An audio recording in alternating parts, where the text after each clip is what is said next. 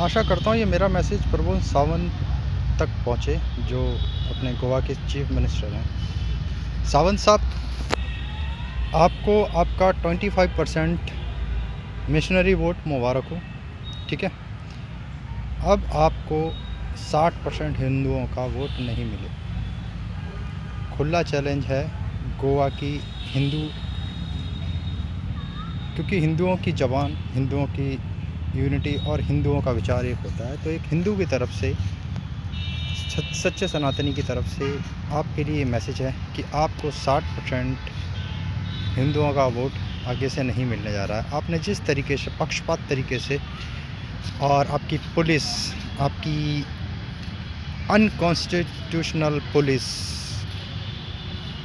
ने जिस तरीके से गौतम खट्टर को एक फेक केस में, गौतम खट्टर और उसके 18 वर्ष के भाई को एक फेक केस में, जिसमें उसका कोई दोष भी नहीं था, गौतम खट्टर को पकड़ा और उसके भाई को बिना किसी केस में, बिना किसी जुर्म में उसको उठा के लेके गए। खट्टर साहब, 25% जनता के लिए आपने 66% वोट अपना दांव पे लगा दिया है। और ये मैं कसम खाता हूँ, कम से कम जितने मेरे नॉन है, जितने मेरी रीच है हिंदुओं तक, बीजेपी को वोट नहीं मिलेगा इस बार हिंदुओं का गोवा के अंदर। कारण ये है कि जिस तरीके से आपने एक आतंकवादी सेंट जेवियर की विचार को आगे बढ़ाने का काम किया है, जिस तरीके से कई बार MIM जैसे नेता आतंकवादी औरंगजेब की विचारधारा को अप्रेज़ करते हैं, उसी तरीके से आपने सेंट जेवियर जैसे आतंकवादी की विचारधारा को ईसाई पादरी, ईसाई मिशनरी और ईसाई लॉबी के प्रेशर में आके एक सच्चे सनातनी और एक सच्ची हिस्ट्री और एक सच्चे इतिहास को दबाने की कोशिश की है। या तो आप एक काम करो, अपनी गोवा NCERT, गोवा की टेक्स्ट बुक में सेंट जेवियर को हीरो बना दो, क्योंकि बाकी हिंदुस्तान में तो वो आतंकवादी ही रहेगा। तो आपने ये जो काम किया है, ये आपका काम और आपकी इमेज दोनों ही ख़त्म कर दे। जिस तरीके से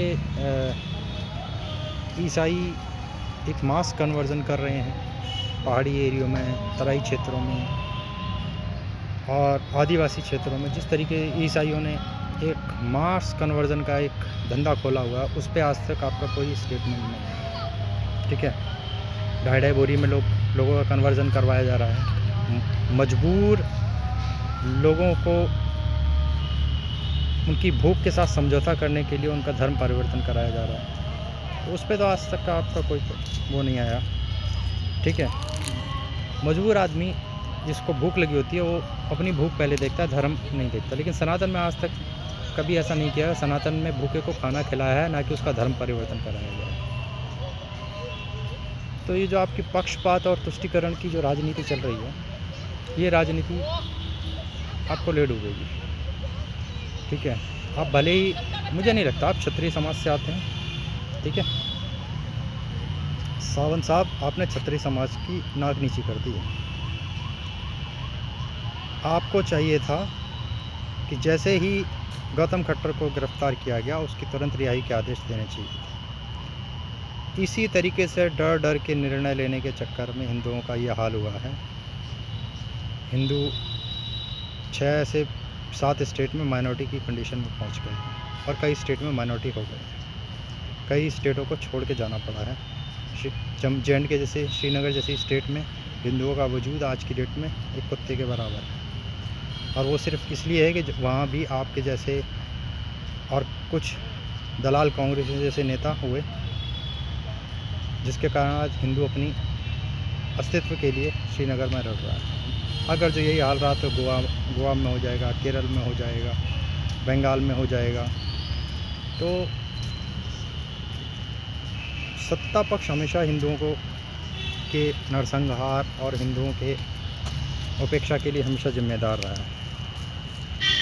और हिस्ट्री में एक नहीं, ऐसे 10 उदाहरण हैं जहाँ पर हिंदुओं का नरसंहार हुआ और हिंदुओं को दबाया गया और उसमें नेताओं ने भरपूर साथ दिया है सामने वाली पार्टी का, मतलब विरोधी पार्टी का, चाहे वो मुसलमानों ने किया हो, चाहे वो ईसाइयों ने किया हो। ठीक है, इतिहास गवाह है कि सत्ता पक्ष कभी हिंदुओं के साथ नहीं खड़ा। अब ये हिंदुओं को सोचना है, गोवा के हिंदुओं को सोचना है कि जब भी गोवा में वोट होता है, आपको क्या प्रबंध सावंत जैसे आदमी आपको सत्ता में चाहिए जो हिंदू तुष्टीकरण की राजनीति करते हैं। आपको सिर्फ वोट के लिए यूज़ करेंगे और उस समय आपको 1-2 भाषण दे दिए जाएंगे और आपको छला जाएगा उन भाषणों के जरिए। एक चीज़ ध्यान रखिए, साथ है तो साथ रहेगा, हमेशा साथ रहेगा, अच्छे में साथ रहेगा, बुरे में साथ रहेगा। साथ नहीं है तो एक बार भी जिसने साथ छोड़ा, वो कहते हैं ना, जो दगा देने वाला होता है वो हमेशा एक बार दगा देने वाला होता है वो हमेशा दगा दे, कभी ना कभी आपको फिर दगा दे। ये आदमी की फितरत है। तो सावंत साहब, अगर जो आपने एक बार दगा दी जाए तो आप बार बार दगा दोगे ही। तो सावंत साहब, जितना हो सकेगा ना मुझसे, मैं बीजेपी को ख़त्म करूँगा गोवा में। बीजेपी कट्टर सनातनी हूँ, कट्टर हिंदू हूँ। मैंने अभी तक यूजीसी आने से पहले, ठीक है, और जो अब ये मोदी जी और ये बीजेपी का जो अब आरएसएस का भी बंदो जो एक दोहरा चरित्र बनता जा रहा है, तब तक मैं आरएसएस और बीजेपी का कट्टर घनघोर समर्थक, जिसे अंधभक्त कहते हैं, वो हुआ करता था। लेकिन अब और नहीं, अब साथ उसका दिया जाएगा जो हिंदुओं के साथ खड़ा होगा, हिंदू के लिए खड़ा होगा, ठीक है, और भविष्य के लिए खड़ा होगा, प्रेजेंट में खड़ा होगा। पास्ट तो आप जैसे नेताओं ने ख़राब कर ही दिया। तो गोवा के हिंदुओं से मेरा विनम्र निवेदन है, बीजेपी के हर कार्यालय को बाइकआउट किया जाए, हर कार्यालय पर जाके विरोध प्रदर्शन किया जाए, गौतम खट्टर भाई को छुड़ाने के लिए भरपूर प्रदर्शन किए जाएं शांतिपूर्ण तरीके से, क्योंकि वो लोग नहीं मानते शांति व्यवस्था को, हम लोग मानते हैं। हम लोग पावर पे बिलीव करते हैं। पावर को, हमारे पास कौन सी पावर है? हमारे पास मेजॉरिटी की पावर है, हमारे पास यूनिटी की पावर है, और हमारे पास जैसे यहूदियों के पास इकोनॉमिक पावर होती है, हमारे पास इकोनॉमिक पावर होती है। तो आप उसका यूज़ कीजिए, खड़े होइए और गौतम खट्टर भाई को छुड़ाने का। वैसे ही विष्णु शंकर जैन जैसे सनातनी भाई, बजरंग दल के कई लोग जो ईमानदारी से बजरंग दल के लिए काम करते हैं, वो लोग सामने आए हैं। पिंकी चौधरी जैसे संगठन जो गाज़ियाबाद में काम करते हैं, वो संगठन सामने आए, देखते हैं कौन क्या करता है। लेकिन एक चीज़ ध्यान रखना, अगर तुम अपने भाई को आज, मतलब कोई भी जो हिंदू के लिए काम करता है, उसको अगर जो अकेला छोड़ोगे तो कल तुम्हें अकेला छोड़ा जाएगा। क्योंकि एक कहावत है, धर्मो रक्षति रक्षता, धर्म उसकी रक्षा करता है जो धर्म की रक्षा करता है। तो अगर आपने आज धर्म की रक्षा नहीं की, धर्म के लिए नहीं खड़े हुए, तो कल आपके लिए कोई खड़ा नहीं होगा। ये लोग, आप करते रहोगे, मरते रहोगे, लोग आपका तमाशा देख के चले जाएंगे।